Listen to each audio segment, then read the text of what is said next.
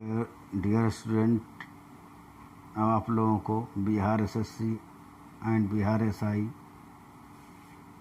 के लिए current matter बोला जा रहा है। Ready start. भारत चीन सीमा पर सैनिकों का शहीद होना जितना दुखद है उतना ही चिंताजनक है।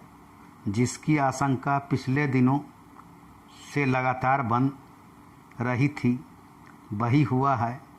अब दोनों ही देशों को ऐसे विवाद से बचने और तनाव को आगे बढ़ने से रोकने के हर संभव प्रयास करने चाहिए। जो भी सैनिक इस टकराव में मारे गए हैं उनके सब गिनने की बजाय दोनों ही देशों की अपनी उन विफलताओं को गिनना चाहिए जिसकी वजह से सीमा पर तनाव बढ़ता जा रहा है। सन 1975 के बाद पहली बार भारत चीन सीमा पर झड़प की वजह से सैनिक शहीद हुए हैं। 45 साल से जो सामरिक समझदारी दोनों देशों के बीच बनी हुई थी उसे घुटने टेकते देखना कुछ ही समय की बात। यह एक हादसा पर होना चाहिए जब दोनों देश गलवान घाटी में पीछे हटने पर सहमत थे। तब ऐसा क्यों हुआ, इसकी ईमानदार पड़ताल सेना और विदेश मंत्रालय के उच्चाधिकारियों को करनी चाहिए।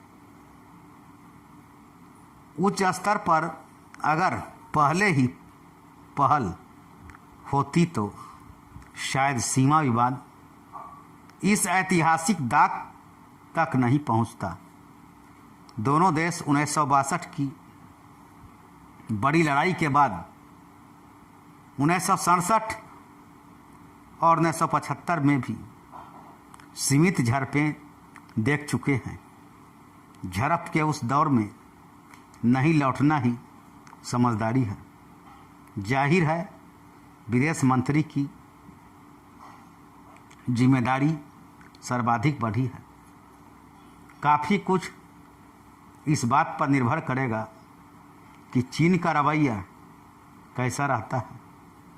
चीन में ऐसे तत्व होंगे जो 45 साल बाद हुई हिंसा पर भड़केंगे। भारत के प्रति उनका लहजा बिगड़ेगा। संभव है कि भारत की ओर से भी बयानबाजी हो, लेकिन कुल मिलाकर दोनों ही समझदारी इसी में है कि आधिकारिक स्तर पर दोनों देश संयम से काम लें। भारत सरकार की आधिकारिक नीति रही है कि हमें किसी से ज़मीन नहीं चाहिए। हम भल मन साहत में ज़मीन छोड़ने के लिए जाने जाते हैं, ज़मीन हड़पने के लिए नहीं। जबकि हमारे कुछ पड़ोसियों की नीति हमसे उलट है। उनकी रणनीति भी रहती है कि भारत को उलझाए रखा जाए, निश्चिंत न होने दिया जाए। भारत में अगर पूरी शांति हो जाएगी तो यहाँ संपन्नता निखर उठेगी। कभी चीन की ज़मीन पर भारत ने दावा नहीं किया और न चीन के मामलों में कभी पड़ा है। यह बात बेशक चुभती है कि चीन के विकास में भारत की जो परोक्ष भूमिका है उसे चीन ने कभी नहीं माना है। अब समय आ गया है कि भारत बार बार अपनी भूमिका का एहसास कराए। हमें सीमा पर तनाव की जड़ों को उखाड़ फेंकने की ओर बढ़ना होगा। धन्यवाद।